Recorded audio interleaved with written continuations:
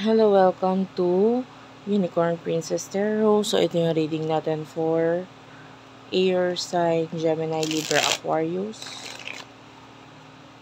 Take only what resonates.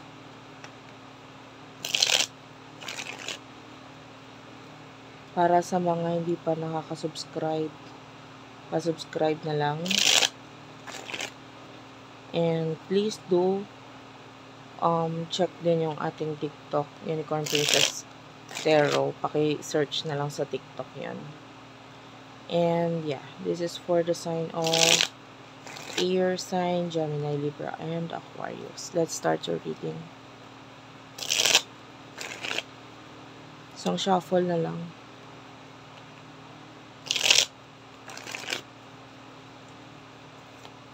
For Air sign.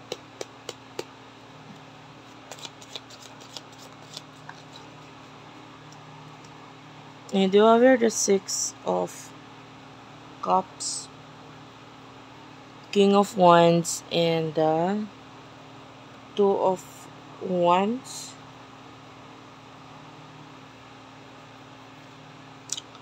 Nakita ko ng mga plano sa'yo.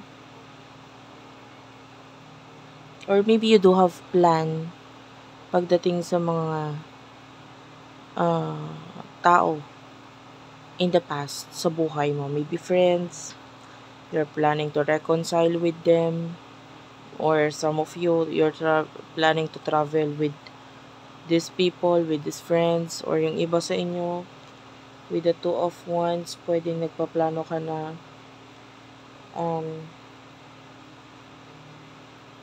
mag-build ng something like maybe a business, or if you have a business in the past, pwedeng nagpaplano ka na buhayin ulit ito, ayusin, or maybe you're planning na i-involve yung friends mo with this business. So, a lot of plano from you. And bahala ka na kung alin doon, or kung ano yon. It's something na parang gusto mong aksyonan. And that's your main energy. How about the person that you're dealing with? For Air sign, please. For Air sign, please. Person na kakonect mo for Air sign. Person na kakonect mo para sa mga Air sign.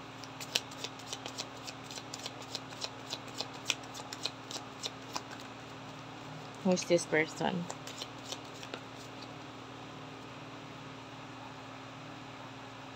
Okay, so you do have here the Death card, the Moon, and the Chariot. Okay, si Death card,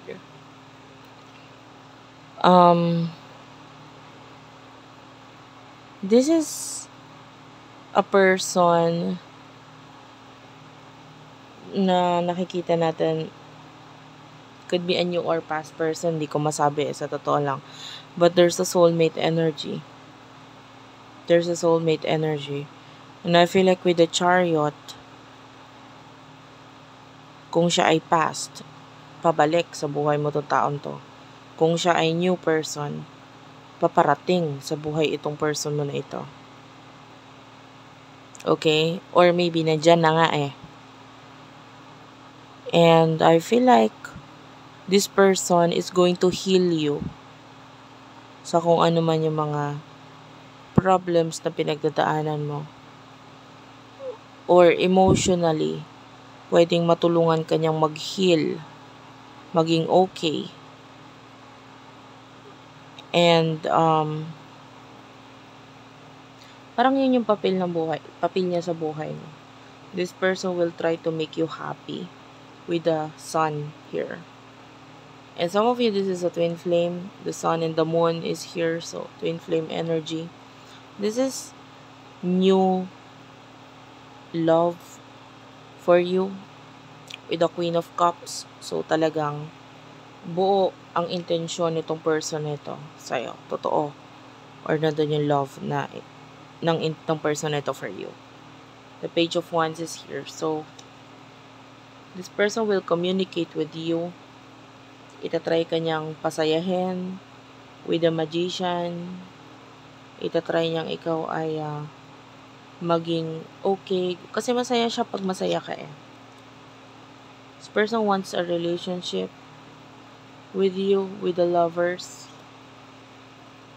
Kahit maghintay siya, so this person willing siya maghintay sa decision mo. The Two of Swords and the Magician is here. The Hanged Man, so willing siyang maghintay talaga sa'yo.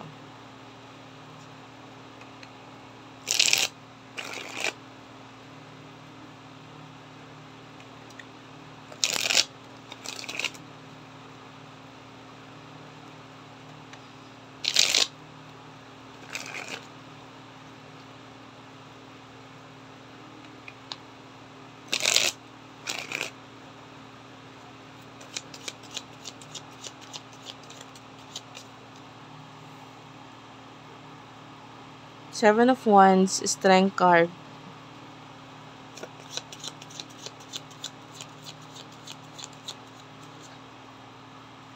The Knight of Swords, King of Swords, and the Nine of Swords, sorry.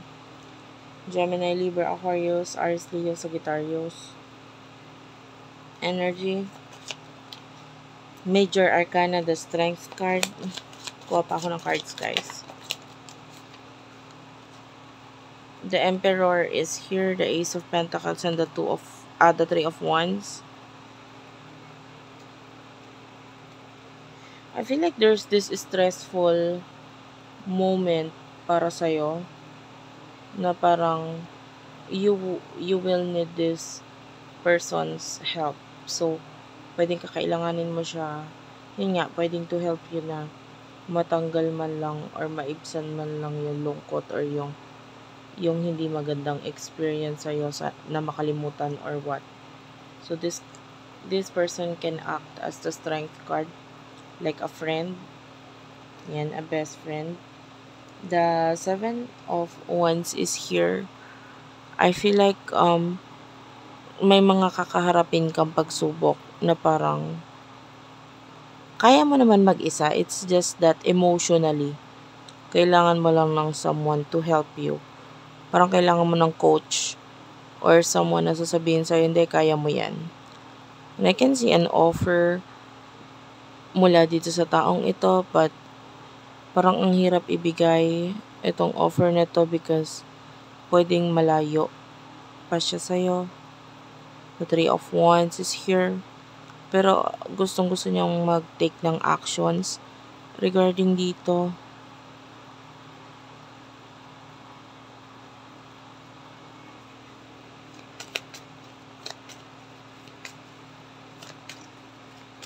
What will happen in the near future for you, air sign? You do have here Justice. That's Libra energy, Major Arcana.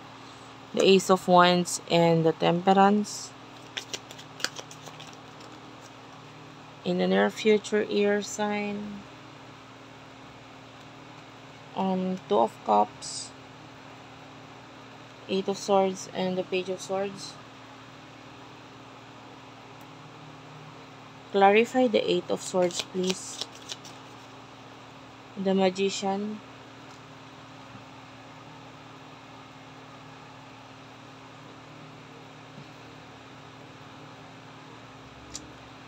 I can see a new beginning for you pagdating sa iyong career. Pagdating sa love, you need to wait pa a little longer. Kasi itong person na ito could be stuck into something. This new person na sinabi kong paparating or a past person, pwedeng stuck pa siya sa something. So, I mean, I don't feel like nag-expect ka or naghihintay ka naman talaga, but it's just that pwedeng itong person na to dumating lang siya to help you heal, no? Pero yung siya mismo na parang yung presensya niya pwedeng hindi pa agad-agad. Yung iba sa inyo could be stuck pagdating sa ah, pagkakalayo. Yan. So, pwedeng kung hindi man sa pakikipag-connect, but rather stuck sa distance. Malayo siya, hindi siya makatravel, maybe because of career, whatever. But on the other hand, you do have the Ace of Wands. To me, it looks like tungkod. And yung tungkod kasi is like a help, no? Na ibinibigay mo sa sarili mo. You are the one using the tungkod, And yung tungkod is for you to help yourself na mag-stand. For you to help yourself na makalakad, 'di ba? And this is you keeps on going in life. Kahit paano man yung struggle na pinagdaanan mo, definitely there's always a new beginning for you, no? And I feel like it's not too late, kumbaga, magsimula ulit. Hindi pa naman huli ang lahat. And eto, it's like it's growing. So kung naman yung mga sisimulan mo, lalo na pagdating sa career, nakikita natin na mag-grow talaga yan. Mag-grow talaga yan. Basta this time, i-balance mo ang lahat. And use your intuition. Pinaka-importante pagdating sa new beginnings mo. Okay? So, that's it for now. Thank you for watching. I love you all and bye-bye.